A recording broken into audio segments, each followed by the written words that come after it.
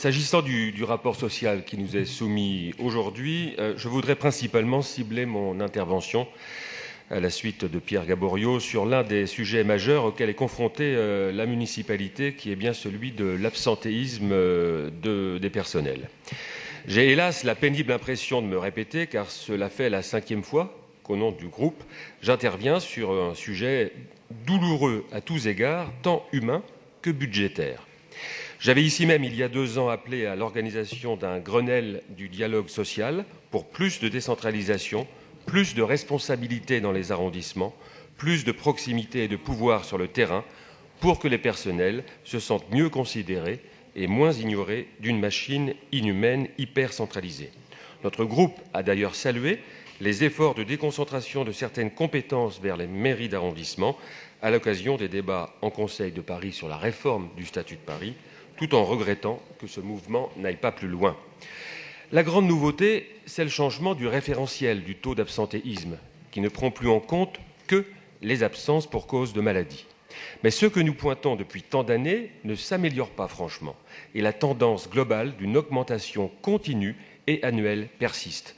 Et nous ne sommes pas loin de penser, au groupe UDI-MODEM, que la ville se cache derrière ce nouveau référentiel des absences pour minimiser l'impact de l'absentéisme sur la collectivité parisienne et ses performances médiocres. Car si le référentiel change, les coûts, tant budgétaires qu'en termes de bien-être des agents, eux, demeurent. Et nous savons, en ces temps de contraintes budgétaires et de vaches maigres, que les conséquences financières sont colossales. Nous parlons ici de dizaines et de dizaines de millions d'euros. Alors, tout n'est pas sombre et il faut saluer les récents efforts de reclassement des agents suite à une inaptitude qui participe à la prévention des absences au travail, de même que les approches innovantes centrées sur l'amélioration de la qualité de vie au travail. Cependant, nous regrettons qu'aucune ventilation précise par typologie d'absence ne nous soit communiquée et qu'il faille par conséquent attendre le mois de juillet et le bilan social pour obtenir ces informations, alors même que le débat en Conseil de Paris a lieu en ce moment. Il est aussi étrange que ce rapport fasse l'impasse sur des données dont l'analyse est au cœur même d'une politique des ressources humaines, soucieuse de son capital humain. Ainsi en est-il quant à l'impact de la pénibilité physique et de l'organisation des rythmes de travail sur le taux d'absence. Il nous reste à espérer que le rétablissement d'un jour de carence au 1er janvier 2018, grâce au gouvernement d'Édouard Philippe, produise les mêmes effets positifs qu'en 2012, qui avait vu baisser les arrêts maladie de courte durée.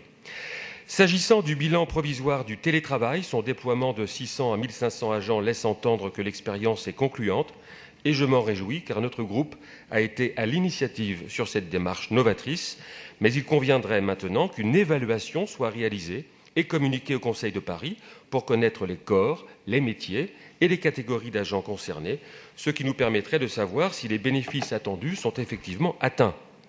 Par ailleurs, il serait aussi souhaitable que nous soyons informés des taux d'absence par direction et ainsi être à même d'en tirer les analyses afin de dégager et généraliser les bonnes pratiques.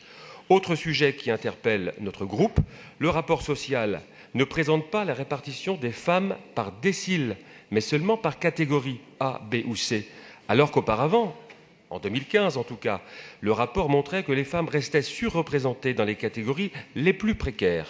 La part des femmes dans le premier décile atteignait ainsi 71% en 2015. De même, aucun chiffre sur la parité dans les emplois de direction n'est présenté. Autre sujet d'interrogation, le handicap. Nous considérons que la ville de Paris n'assume pas le rôle de fer de lance qui devrait être le sien en tant que capitale, en se satisfaisant d'atteindre le seuil légal avec 6,02%. Il est paradoxal de constater que la ville souhaite être mieux-disante et plus ambitieuse que la loi SRU en parvenant à un taux de logements sociaux de 30%, quand l'obligation légale des communes est de 25%, alors qu'atteindre péniblement le seuil minimal d'emploi de travailleurs handicapés semble lui suffire. Enfin, l'esprit de la loi Sauvadet de 2012, qui avait le mérite de mettre en lumière la grande précarité qui peut exister pour des agents de collectivités publiques en contrat à durée déterminée, parfois abusivement renouvelés, ne se voyant jamais proposer de CDIsation, semble avoir été dévoyé. Nous avions soutenu au groupe UDI Modem le mouvement de déprécarisation des agents, mais nous pouvons désormais nous interroger sur la légitimité de titulariser, et pas seulement de CDIser, certains emplois devenant par essence irrévocables, constituant une charge budgétaire pérenne et dont la mission ne concerne pas forcément une compétence exclusive et fondamentale de la collectivité. Il serait opportun qu'un bilan précis des postes et emplois ainsi pérennisés soit communiqué au Conseil de Paris. Vous le voyez, notre groupe UDI Modem reste quelque peu sur sa faim sur les moyens que se dote la ville de Paris pour assurer la continuité d'un service public de qualité que les Parisiens méritent. Je vous remercie.